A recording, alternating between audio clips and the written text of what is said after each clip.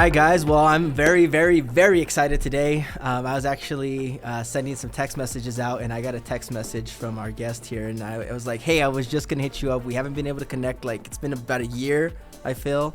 And today we got on with us Mr. Rob Sperry. If you guys don't know who Rob is a best-selling author. He is a student of the industry of personal development. He is a professional network marketer. But I think when I think Rob Sperry, and excuse me for saying this, Rob, when I say Rob Sperry, two words come in my mind: mastermind. And I know that is something you have been working on in your career over the last few years, becoming a generic trainer for the network marketing industry. But what I loved about what you've done compared to what other trainers out there have done is put these masterminds together. And you pull in this just amazing talent, amazing speaker list in these exotic locations. And I love it because we were just talking about this. I have a little bit of that culture going on inside of my company right now, right? Where it's more the experience than it is more the training or the old school network marketing where you get suited up and you're sitting down and you're listening to some diamond for 10 hours and taking notes, and then you kind of get bored and fall asleep, right?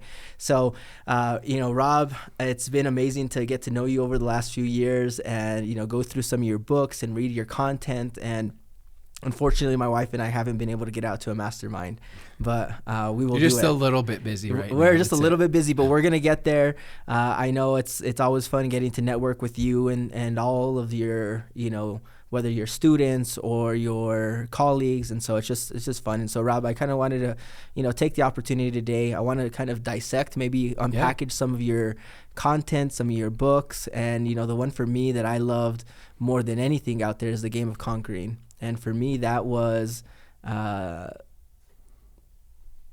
when I listened to that, basically the opening chapter, when I listened to it, read it, it was like, wow, I didn't know this about Rob. And we've known each other, in the industry for a few years. And I was like, wow, I got to just now listen to the rest of it because you were so vulnerable.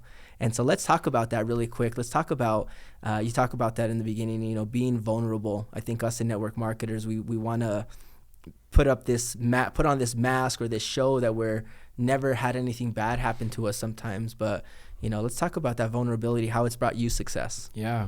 It's one of those things that for me, I struggled for a long time. I think we all struggle with different things for vulnerability.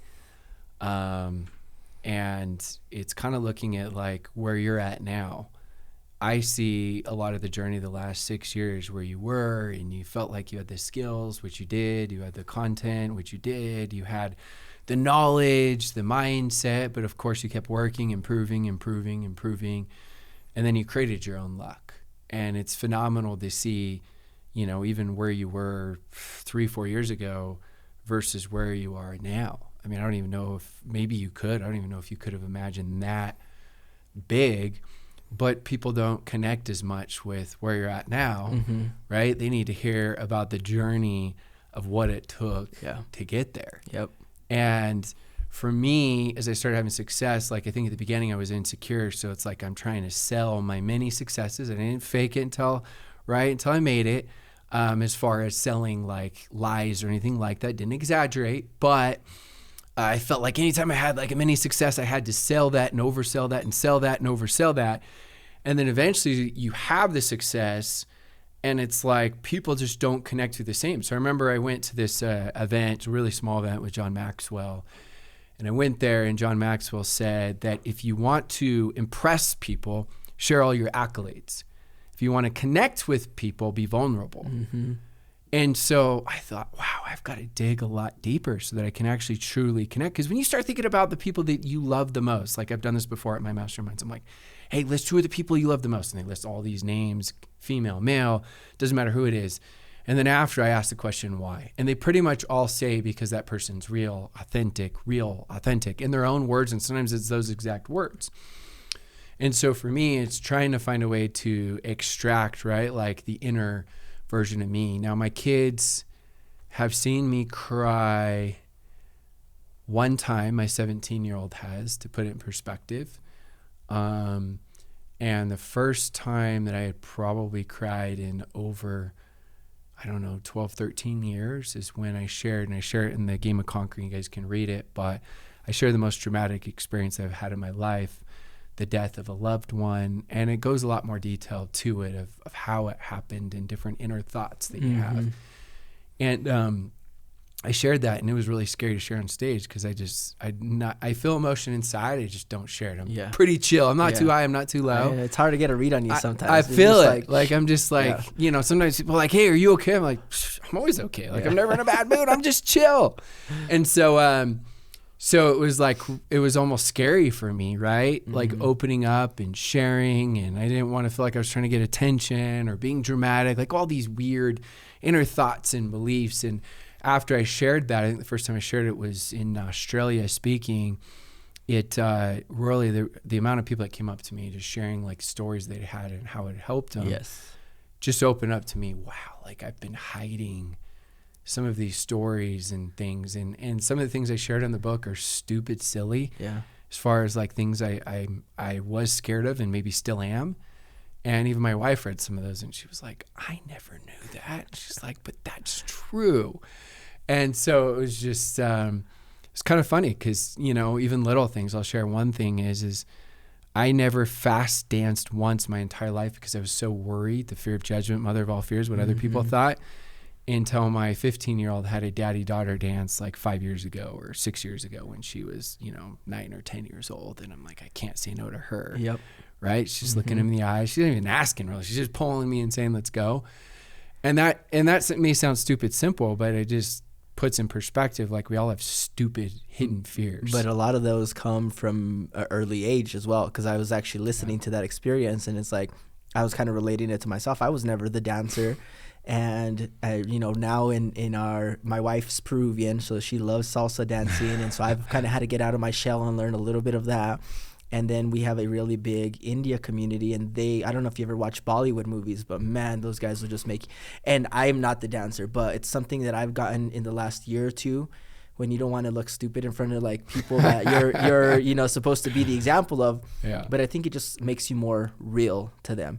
And a lot of those experiences that you share, I think people sometimes just say, hey, well, you know, he's the pinnacle of success. He's a trainer for the industry. He knows all the tricks and the secrets, and he has all of the contacts, or the network.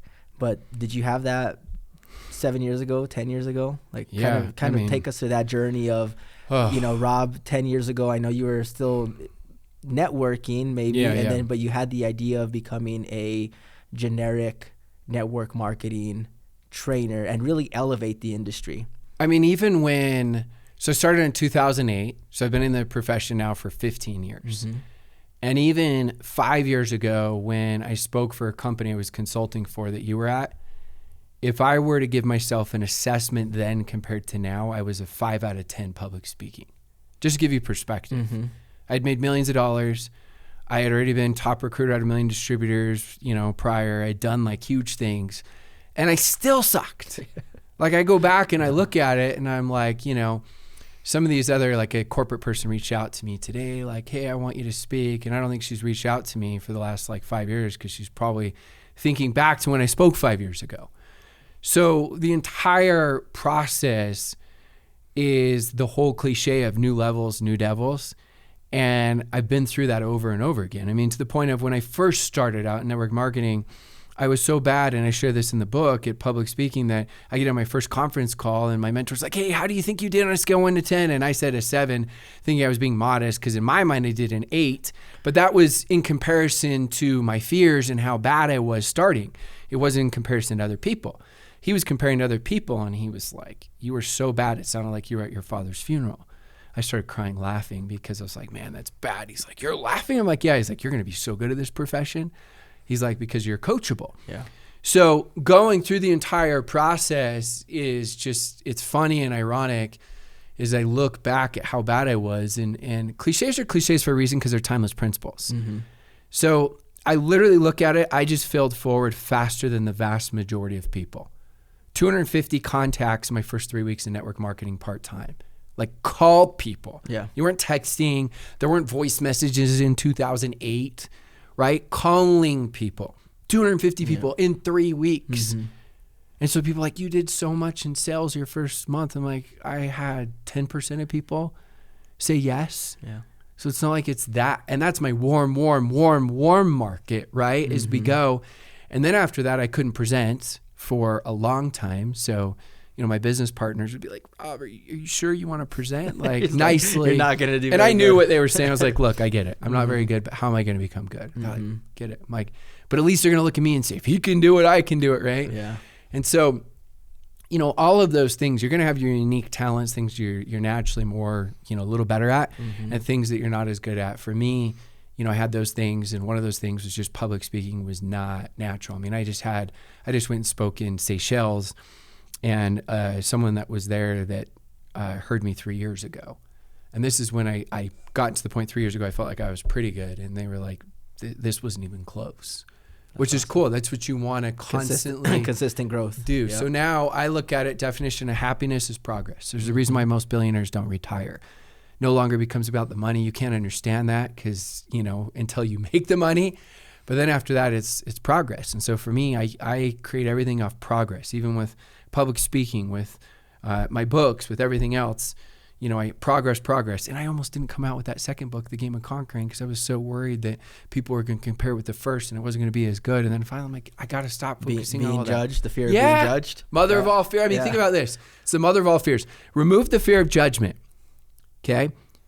Everything stems from that. That's not a physical fear. Yeah. The fear of the unknown, the fear of success, the fear of failure, the fear of missing out, the fear of rejection. Remove humans. We don't have the fear of judgment. All those other fears are gone. It's the mother of all fears. And so I'm constantly challenging that of, am I letting the fear of judgment get the best of me? And that's where I came up with do your best, F the rest. The F stands for forget, just so everybody knows. But that's for me become like just a really big motto of, you know what, I'm just going to focus on progress. And it's tough because a healthy ego is good. A negative ego, right? Everyone's got one, edging got out. Your ego ain't your amigo, right? That's not good. And so I'm trying to always balance. A healthy ego is knowing like who you are and what you want. Yep. But the negative is like, you're just, well, they're going to think this, and I'm here, and what if they think my book's here, right? And that's the negative ego. Definitely. And one of the things that I love is just certainty, right? Like when we're talking about egos, for me, it's like the certainty that I have. I was afraid to start on the path that I was on 2.5 years ago. We were just getting into a pandemic. I didn't have a lot of money. We live here in Utah. And so both you and I have been able to probably consult for multiple companies up and down the 5 here. And you see them get funding, and it's like they have these 7-figure bank accounts, and they just burn through money left and right. And I was like, how am I going to start a company with literally less than $5,000 in my bank account? And I don't know. I think you mentioned something in your book, and I can't remember the exact experience it was, but for me, the pandemic was a blessing. I think it was your brother's your experience with your brother. As you look back on those experiences, and that was a blessing for me. The pandemic, and a lot of people might judge me for saying, "Oh, the pandemic was a blessing for me and my family," because it gave us the opportunity to launch a digital platform around the world at the moment people were going into lockdowns in these countries. And so they had no other thing to do but use Zoom to do presentations, to build the digital platform, and to go out there and make money in the markets or crypto or whatever it was. And so it was a blessing for me. And I think a lot of times we don't see that till it's, they say hindsight's 2020. And I kind of had an experience like yours as well. Like I'm an orphan technically. I lost my mother to a drunk driver. My dad was murdered. So by the time I was 12 years old, I kind of lost my role models. My grandfather was hit and killed by a drunk driver. So my entire environment, and so I want to kind of lead up to the Conqueror's formula here. My entire environment growing up was that of turmoil, of distrust, of traumas, of loss. And I think I live every single day, and you say this as well, and this is what made me really relate, is like I live every single day in fear that I'm going to lose somebody that I love again. Like every single day. Like it's a trauma that I have, and I try to overcome it. But it's just like until you've been in one of those experiences where this really can't be happening, like a car accident, where your life changes from 1 second to another, you're completely you're completely down a different path than where you thought you were going to be. Yep. So let's kind of talk about, let's get into the Conqueror's formula, but let's talk a little bit about some of those experiences and the environment you had kind of in your upbringing as well that led you into network marketing. Yeah. It's crazy. You know, it's again, we hear things like trials make or break us, but we could all sit down, everyone who's listening to this, and share our sob stories, and we'd probably all just be bawling. Yep. Because most people have been through something pretty big. And our interpretation on how we use what's happened to us is everything. For me, that dramatic experience, it did become the best thing that ever happened to me in my life. Scares the crap out of me because I'm like, I'm good. Please don't give me any more. Yeah, no more. I can't handle it anymore. When the worst experience becomes the best, that's freaking scary. Yeah. I do think about my kids and my wife dying every single day. And like, my wife doesn't know this, but it's like, you know, she's not, I probably should tell her. I should probably just be vulnerable. It's like I feel myself getting like really emotional inside, probably on at least a bi-weekly basis. But it helps. I use that emotion to help give me perspective. So again, right, it's how do we intake it, and how do we perceive it, and how do we interpret it? So for me, it gives me perspective in the moment, right? Because I talk about, right, victim, survivor, conquer. Victims focus too much on the past. Survivors focus too much on the future. Those are most network marketers. Oh, I'm gonna be at the experience, the event, the convention, and I'm gonna be there in 2, 3, 4, 5 years. I'm never quitting. That's good. It's not good enough. No one makes it just because they decided not to quit. Yeah. I'm not trying to downplay the importance of making that commitment. I'm just saying that's like climbing Mount Everest, and you've climbed, 5% of the way, and you say, I'm never quitting. Yeah, but you're still camped out 5% of the way. You got 95% to go. Yep. So I'm glad you're not turning around, but you still got to keep going forward. Conquerors learn from the past, borrow from the future, focus on the present. And the more that you can focus on the present, the more, and learn, right? Learn from the past, borrow from the future, and that'll help you. And so part of that is you just said environment. So Conqueror's formula, we won't go much into vision, but you don't really lack motivation. Or let's say it a different way. If you lack motivation, you really lack vision. Because if I were to tell you right now, let's just say your health sucks and you hate going to the gym and you're allergic going to the gym. And if I were to tell you right now, look, I know the future. If you don't start going to the gym right now for 20 minutes every single day, you're going to die in 2 years. Now, I know this is an extreme example, but all of a sudden your vision's so clear. I got to be there for my wife. I got to be there for my kids, right? I got to be there for my company, my legacy, and I got so many people. All of a sudden you go. Your motivation's there because the vision's there. Extreme example, I know. So trying to create the vision that's big enough that really gets us into action is the key. And that's where you spend the most time, is really just creating, recreating. That's why the things that sound stupid and like for some and some sound incredible, but they're not stupid. The dream boards, the affirmation statements, the definiteness of purpose, right? All of those things are so important to remind yourself of the vision, and then keep creating and recreating and challenging and re-challenging. Then after that, we go to what would happen if the vision's so clear. And that's where we go to what you just said, environment. I can't be an alcoholic and say, I'm done. I'm never drinking alcohol again. And then it's in my refrigerator. It's in my pantry. It's right next to my bed. And you're hanging out at the bar. Yeah. You can't out-discipline a bad environment. So yes, inside environment, you call it law of association. You got creating boundaries, right? But then there's also other things for environment, right? Because you think an environment's like a seed. I can't take a seed and put it right here on this table and say, grow seed. Seed needs the right soil.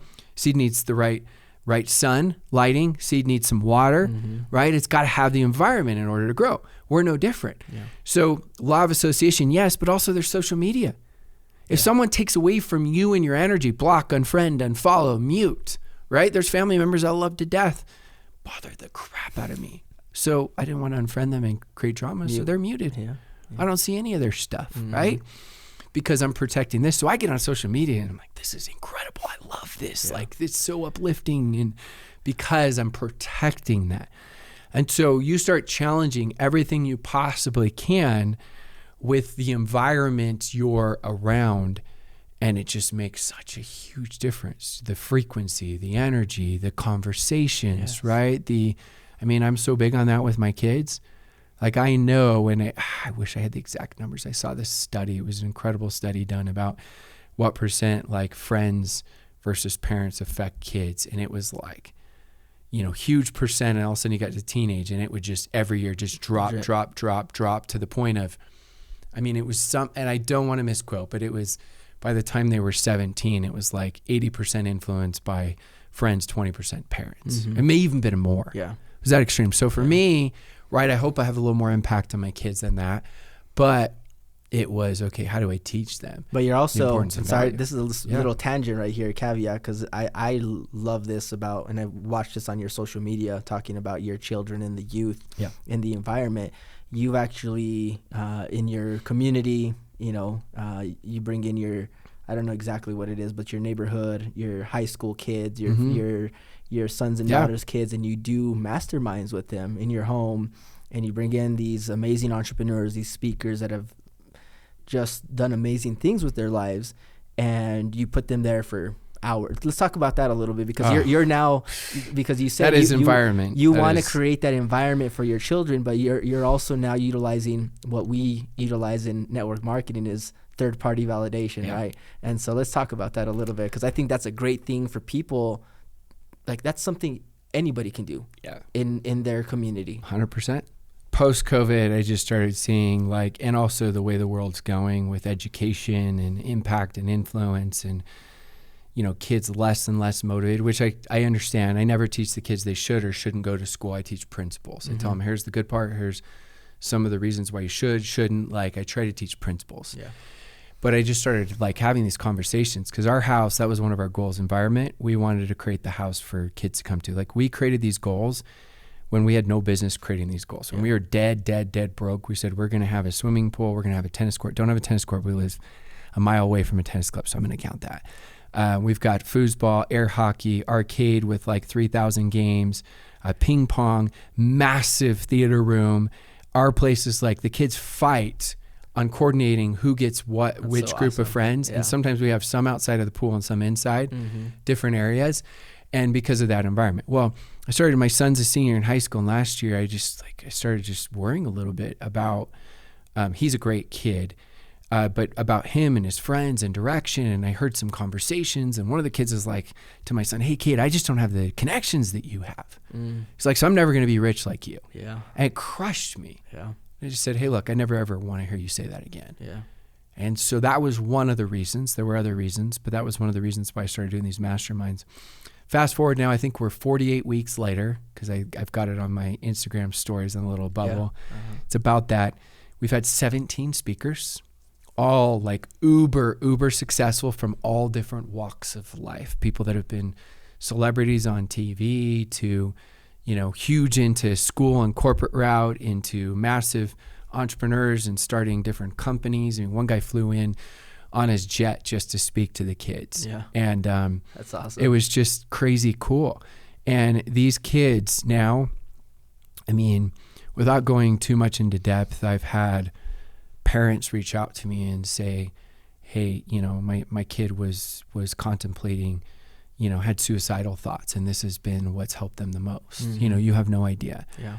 Other moms just crying, and dads hey, this is so incredible. Kid just started a detailing company for cars, and another kid is just, two kids decided they're going to go knock doors this summer. We've got, of the boys that are seniors, every single one of them decided to go do some sort of humanitarian or service, which before that there was less than half. Now every single one of them are I'm going to go out and do something really, really big.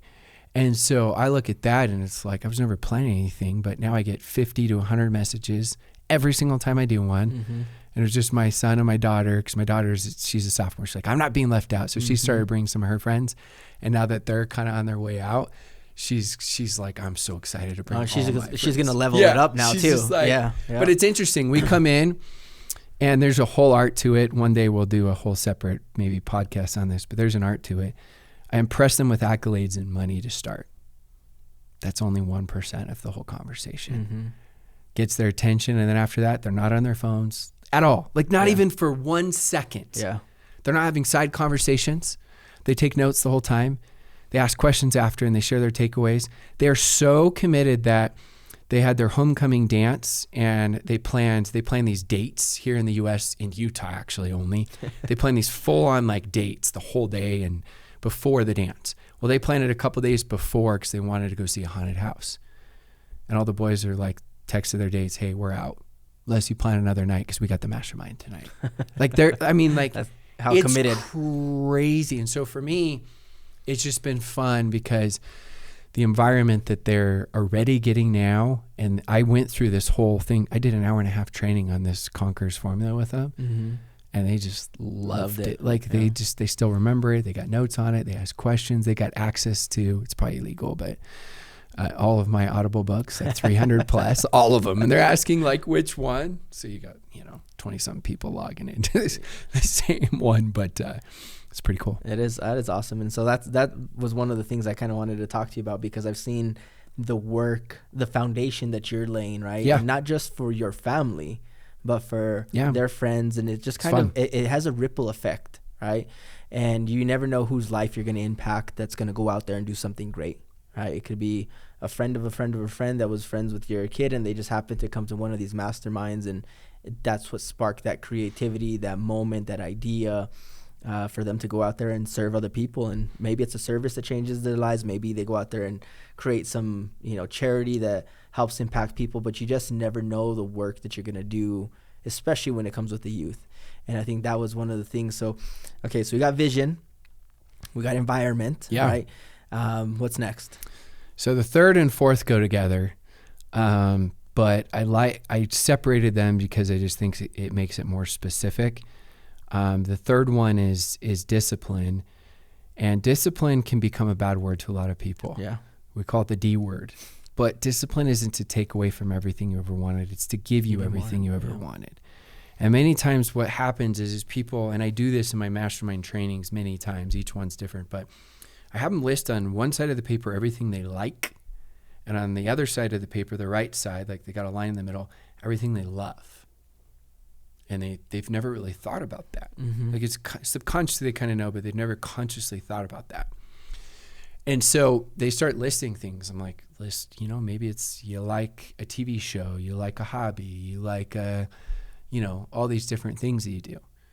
What are the things that you really, really love? And get specific. It could be I love being healthy. I love having a great relationship, with my wife, with my God, with my kids, with some of my closest friends. I love giving back and fulfilling with my talents. And so when you can do that, it helps you to become more obsessed with your loves. And so for me, like none of this stuff's wrong. So don't get me wrong here. Having likes, there's nothing wrong with that. But I'm telling you, when you start doubling down and tripling down on your loves, life is so much better. And eventually you have more success where you can go back and spend time with your likes. Like for me, this year, like I love March Madness. I've watched a total of 5 minutes because that's something that I really, really like, but I've been so busy with my loves. Stuff, I'm not missing out. And I wouldn't think there's anything wrong if I'm going to go watch with my kids or I go to a game. So don't misinterpret what I'm saying. I like listening to music, but I love chasing my dreams and creating a legacy. So I started listening to personal development when I was working out, and that helped me where now I've read / listened to over 1,100 books since 2008, right? And so I don't want to give them music. You don't have to. Everyone has their outlets. Yeah.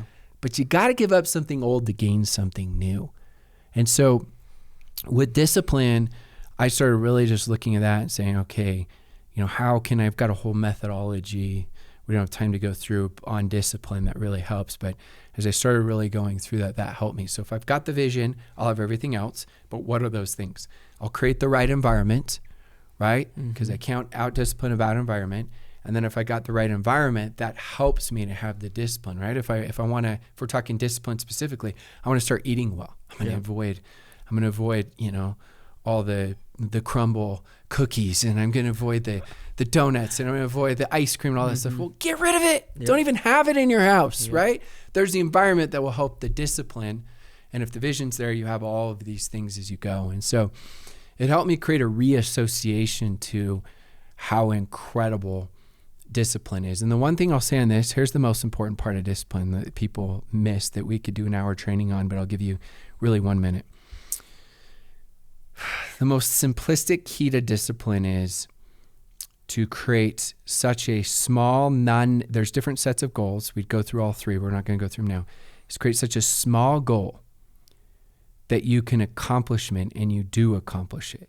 So there are daily goals and weekly goals. Mm-hmm. So your business, I personally don't think you should have a daily goal that you don't miss for how many new people you reach out to, because you're going to have just days where you just don't do it. Yep. And so you're going to miss it.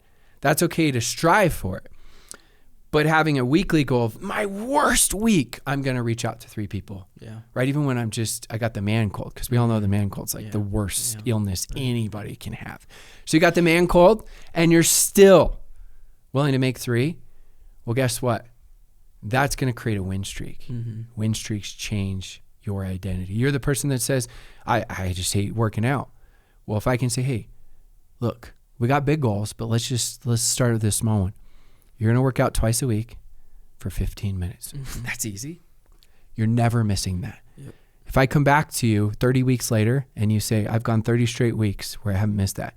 And I say, and someone asks you, are you someone that goes to the gym? Are you a gym goer? Your answer is yes. Yeah. Do you see how your identity completely changed? That's the key, the most simplistic key to discipline. It's interesting because for me, I think like most people, I think you start looking at discipline and they look at it negatively, right? Yeah. For me, that's the way I looked at it growing up, is like discipline until I got into the Marine Corps. And I think there's, throughout life, there are certain people that kind of either put you in place, like where you should be, or they mentor you, right?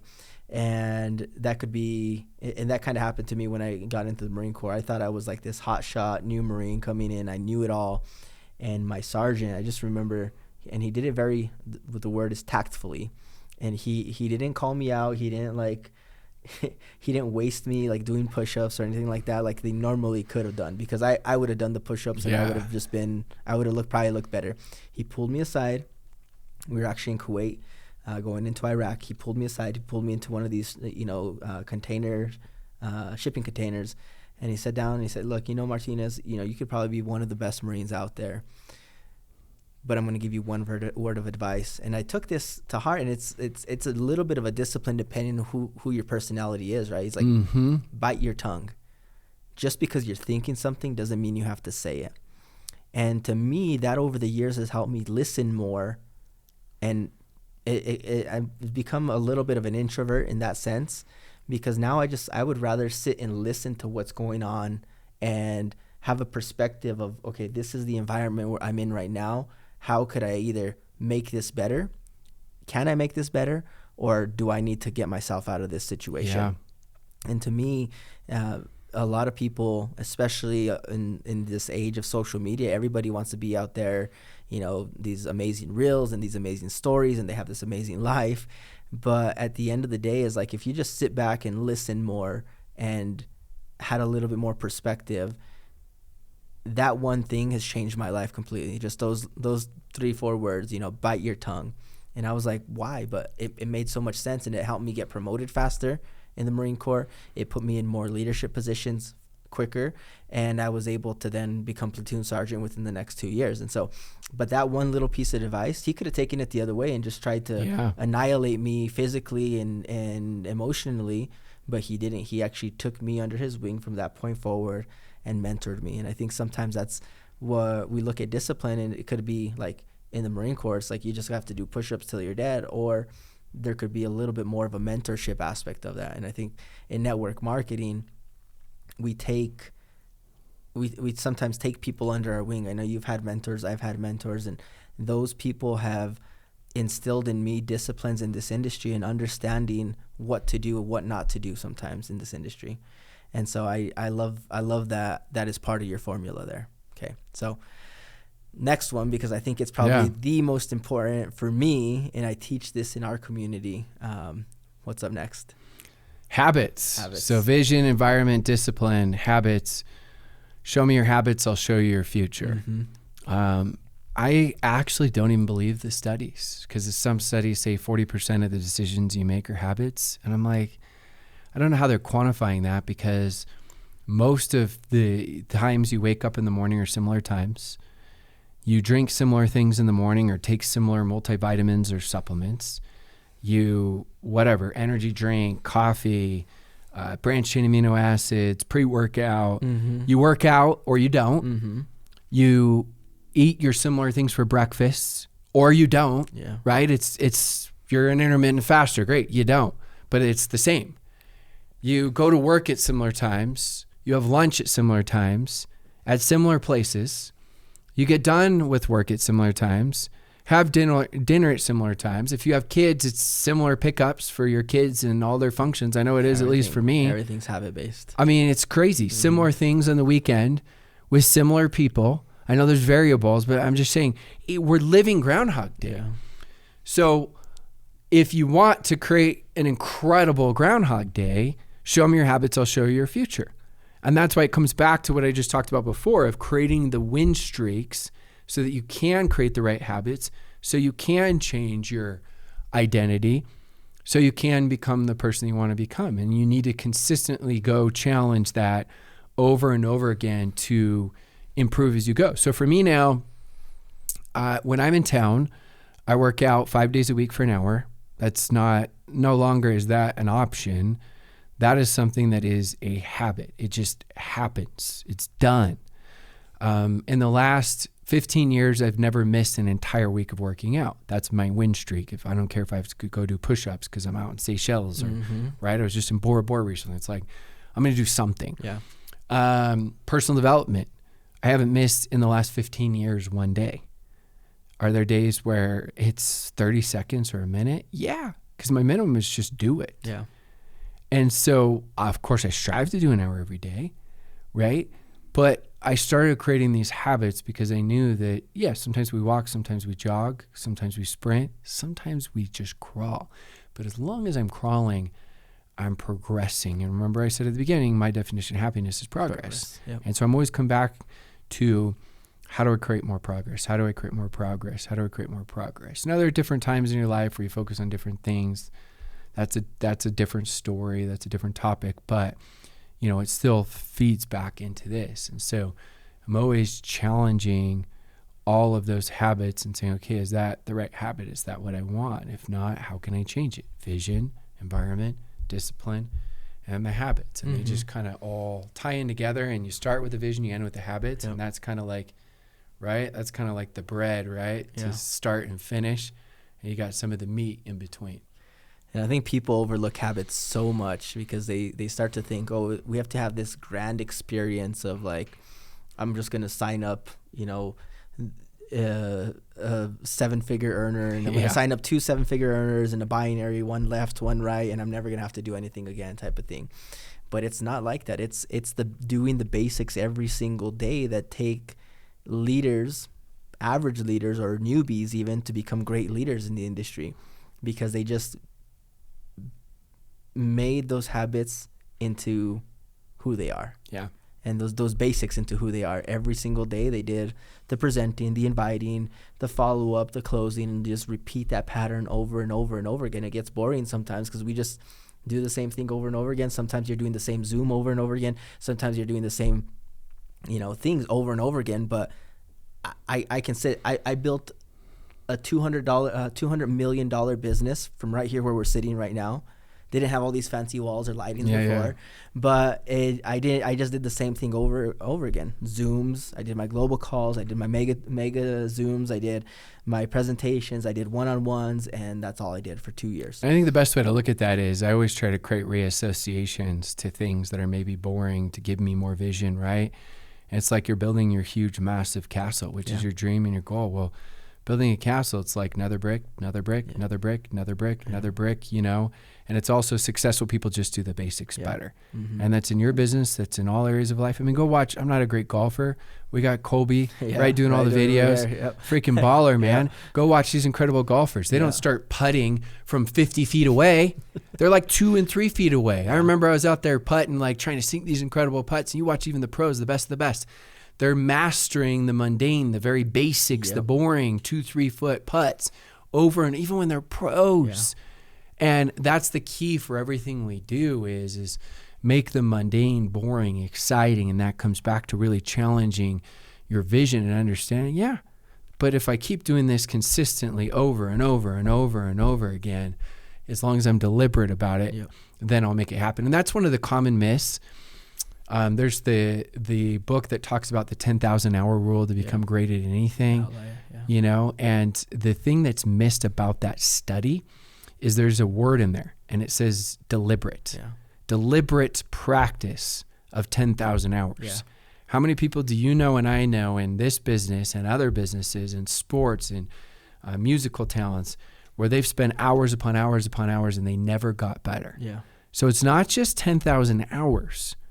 It's 10,000 hours of deliberate. The ability to learn how to learn is the greatest ability one can have. And so I look at it where it's making sure you're becoming deliberate on creating, yes, the vision, but then after that, environment, discipline, habits, and over again of how do I fine tune and improve a little by little. And you talk about, this is one piece of like the mechanics that's in the book too. And most of it's kind of more like, you know, the personal growth side, but you talk a lot about being busy versus productive or income producing activities. Let's talk about that real quick. Yeah, we confuse being busy with being productive because we're used to this trading time for money. And that's, so our association, and think about it, you go work at a job, you work X amount, you get paid X amount. So all of a sudden now you're trying to live this network marketing dream. And as you're living this network marketing dream, it's like, Joe, I worked 20 hours this week. I worked so hard. Okay. How many new people did you reach out to?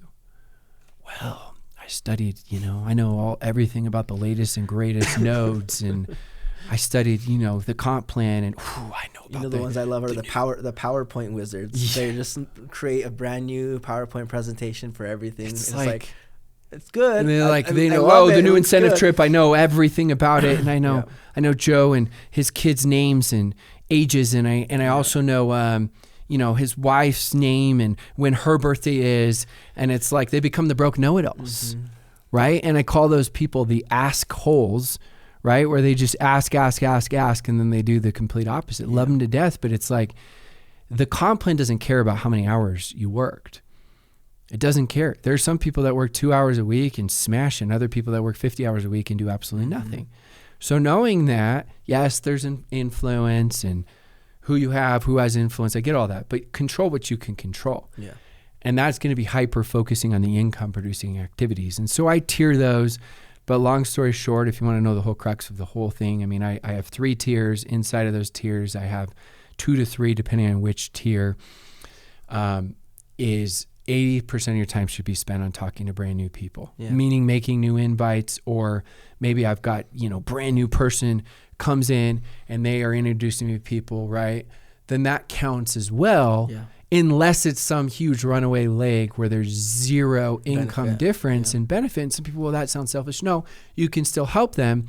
But look, if I don't put the oxygen mask on myself, if I don't rank advance, if I don't create, you know, greater income, I can't eventually help the other people. I can't create the story to inspire them and motivate them. So 80% of your time. So either you're putting me in front of new people, right? Or my team members are, and if they're not, then I'm going and I'm finding those new people. Honestly, if you just do that alone, you're going to get better at inviting, following up, closing, handling objections, right? You're going to learn as you go. You're going to talk to enough people. The law of averages says you're going to have some people that say yes. You're going to start to rank advance. You're going to start to have more confidence and credibility, right? And you're going to change everything. So it's easy to understand, not easy for us to do because we like to go in management mode. I get 3 or 4 good people and it's like, hey, how can I help you? How can I help you? I'm here for you. I'm here for you. I want to support you, right? But really you're just doing nothing. You're teaching them or telling them to do what you once did, not what you're currently doing. So now when you guys hear speed of the leader, speed of the pack, don't roll your eyes. Just say, okay, that's got new meaning to me. It does got new meaning. And I think that's what some people don't understand is like the leader is going to lead as fast as he's setting that rhythm. And for me, finding those key, it's you're sorting through the people. You might have to go through hundreds of people to find the 5 people that you need. But I've built large organizations. I'm sure you have as well. And there's just 5 good people on the left, 5 good people. Oh, yeah. And that's all you're, That's really, that's most of the time. It's, but people how many like, people? I've got 20,000 people I'm bringing for my team. And literally, you got 20,000 people, you got max 20 people that are really just steering that ship. Yeah. Max. And that's the power of network marketing that sometimes people don't understand is like and this is the one that bothers me all the time. A lot of people take their foot off the accelerator too soon. They get those 4 people in, or even 100 people in, even 1,000 people in. But you know how many times I've seen 1,000 people come in and that entire organization die because the leader took his foot off the gas too soon. And it happens over and over and over again. The leader thinks they've made it, so they just go into management mode, or they disappear even. And it's like leaving your toddler at home by himself. You're just not going to do it. You're going to help them go out there, grow. You're going to make them independent. And to me, it's, I always talk about 3 levels of mentorship. There's dependent. Obviously, everybody that you bring into your organization is going to be dependent on you for a little bit of time, right? You're going to be doing the presentations. You're going to be doing the closings. You're going to handle the objections for them. And then you want to get them to the second stage, independent. And, you have 18, 20-year-old kids right now. They start getting more outside of the home than they are into the home. For sure. But they go out and now they're kind of living their own life and progressing and doing whatever they want. And they can go off and now maybe they've rank advanced. Maybe they're a mid-level leader. Maybe they've won a couple trips in the organization. But where I really love to get is to people is intradependent. And what I mean by that is where we can now, maybe I was your mentee in the beginning, you were my mentor, but now we can just bounce ideas off each other back and forth. And you've leveled up enough to where like, hey, my mentor's still my mentor. I always respect him, but I feel like I'm good enough to be, independent of him. But we can now depend on each other to go out there and build a massive business. And it's about, I think it's about making money together. When you come up together, it's fun. And you have a lot of people that come up and they do it by themselves, and they do it by themselves because they want to be, again, they have that ego. They want to be the man. They want to be the guy. And I think if you can just check that ego at the door in network marketing and go out there and serve other people and learn from a good mentor, this business is absolutely phenomenal. It's life-changing. But a lot of people misunderstand, misinterpret, misrepresent it. Whether it's from the product side or the compensation side or the company side, there's so many things that can go wrong in network marketing because it is human-based. It is people-based. And that's the one thing I always say. I love network marketing because you get to go out there and work with people, meet new people, experience new cultures, eat some great food when we're traveling around to these places, live these great experiences. But at the same time, it's just like,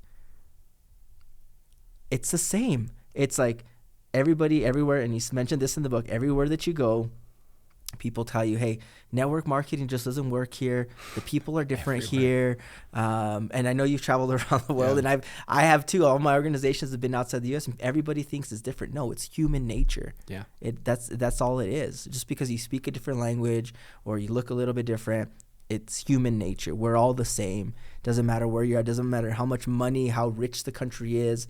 First world country, emerging market, it's all the same. People don't like network marketing. People don't like work. People don't like sharing a product. But guess what? It still works. It's like, are you going to buy the excuse or you're going to buy the solution? There are excuses everywhere.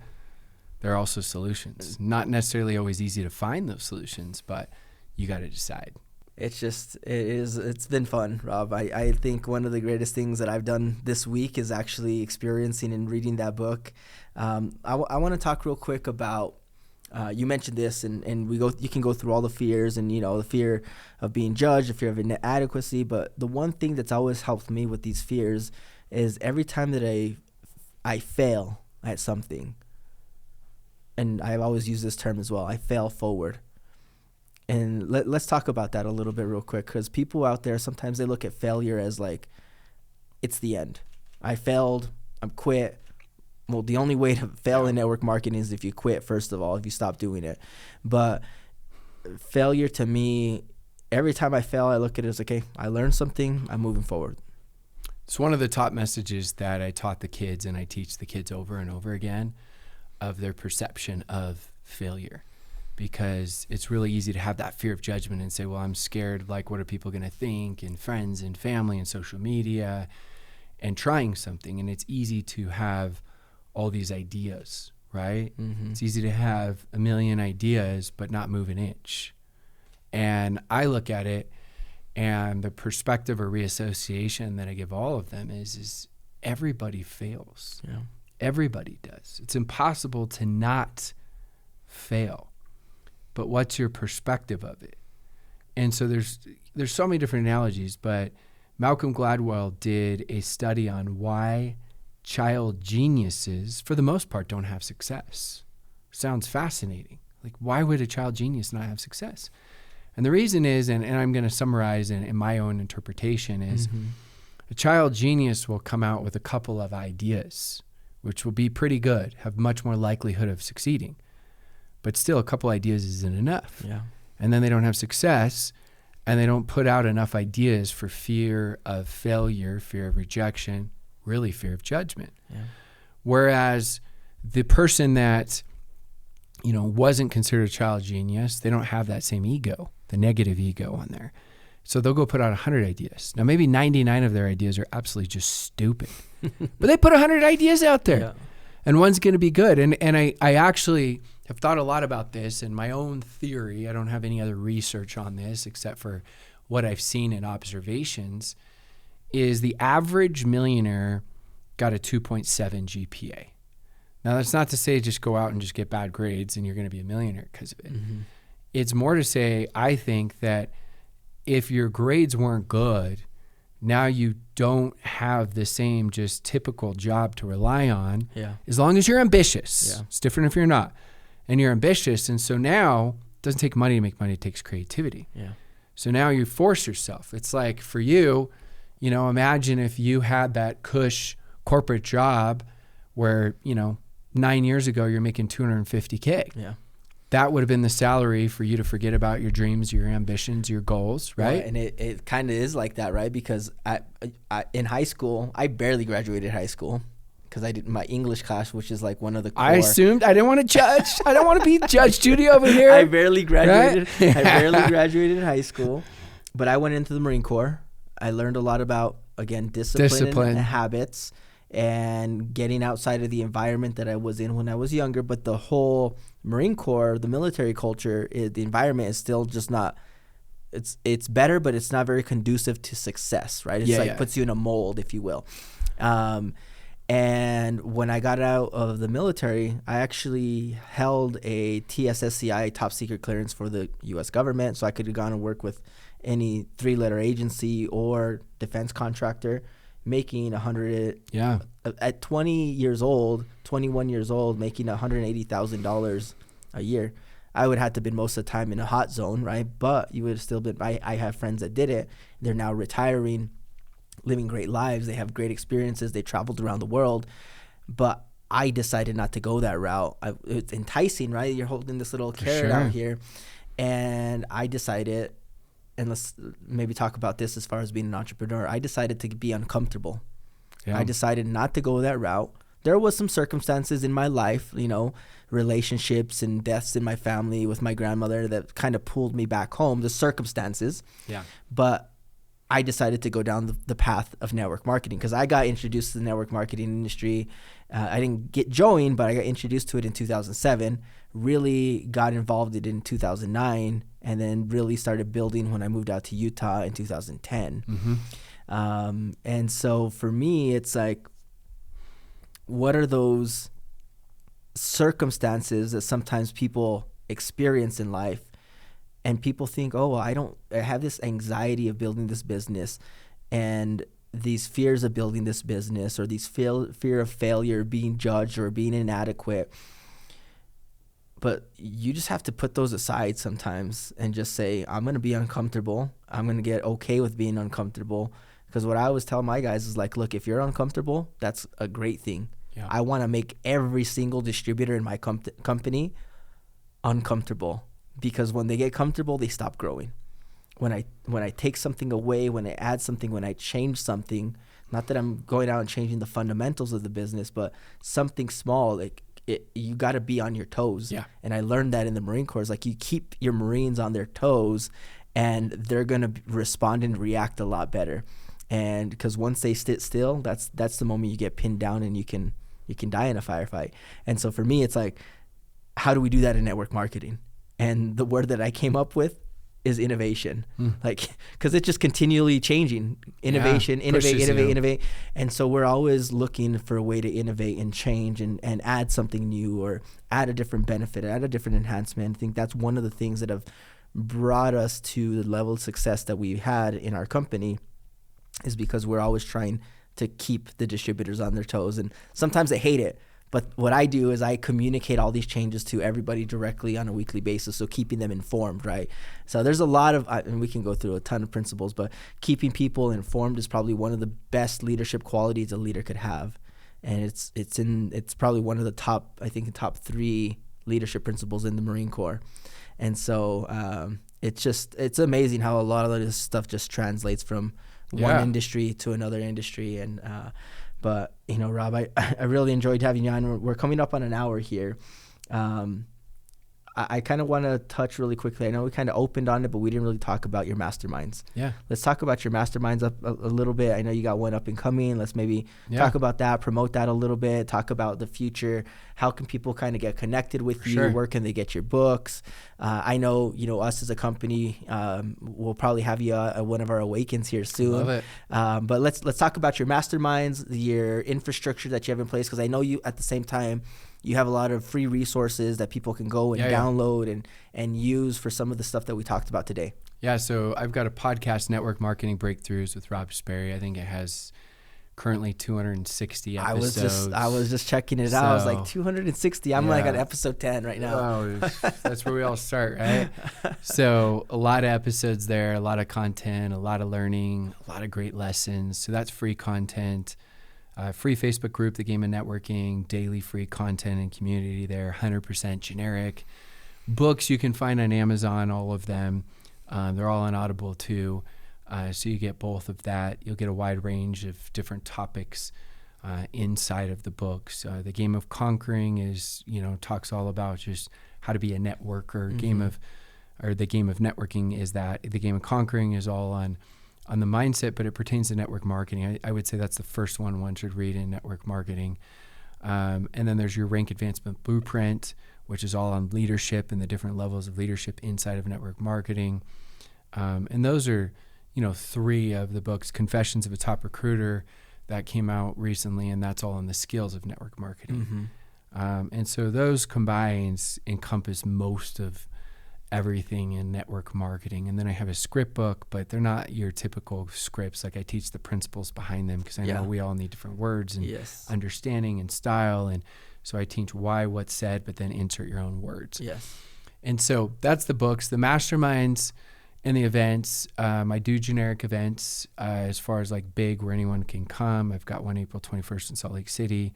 I'll probably do another one the very end of October. How many times a year do you do them? It varies. I would say every 6 to 7 months or so. Cool.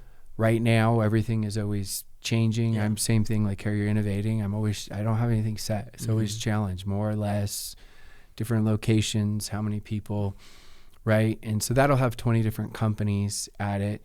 And then I do a couple of different masterminds. Leader of Leaders Mastermind, you have to be a 6-figure earner. Mm-hmm. You've made 6 figures. It's okay if someone transitioned companies. I just want the people that have qualified. So it's like they made it 2 years ago and they transitioned companies and they aren't. And I love it. They're so honest. Like, well, do I still qualify? I'm like, you're good. Yeah.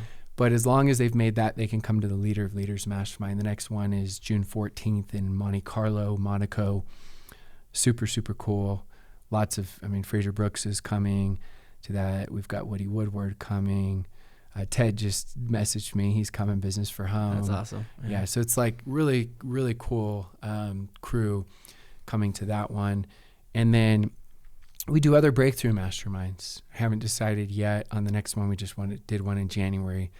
But that's where anyone can come to it. We have some leaders, top leaders. We have some teammates of theirs, newbies. And that one we try to make it intimate where there's less than 20 people. Mm-hmm. And so it's very, very just in depth on all the concepts and principles and questions answered, and everyone gets to know each other. So that's the quick rundown of a combo of a ton of free stuff, mid-range with the generic events, and then high range with the masterminds. That's awesome. And Rob, I want to just, number one, say thank you from me and my family, but also on behalf of the entire, I think, industry, because I know the impact and the influence that you're having in the industry right now on multiple levels, right? From the top on down. And you can see it with what you're putting together, the level of experiences that you're giving to people, but at the same time, the nitty gritty, right? The detail, the for the newbie to go out there and be able to rub elbows with somebody that's been in the industry 15, 20 years and been multiple seven-figure earners. And it's a completely different environment than just joining a network marketing company and being a great customer and sharing the product. Like, this is a true profession that I think needs more people like you. And so thank you for everything that you do. I know I have a lot of my friends in my network that will start plugging into your trainings, and I just appreciate you, and thank you so much for being on with us. Well, thanks. You guys are doing amazing things, and like I said, it's fun to see your story of where you were, but also you could tell the confidence you had of knowing that you could get much farther and seeing you do it. It's always fun to see such a just cool industry. So keep creating incredible content and greatness, and let's do it. We'll keep having some fun. All right, brother. Appreciate it. Thank you.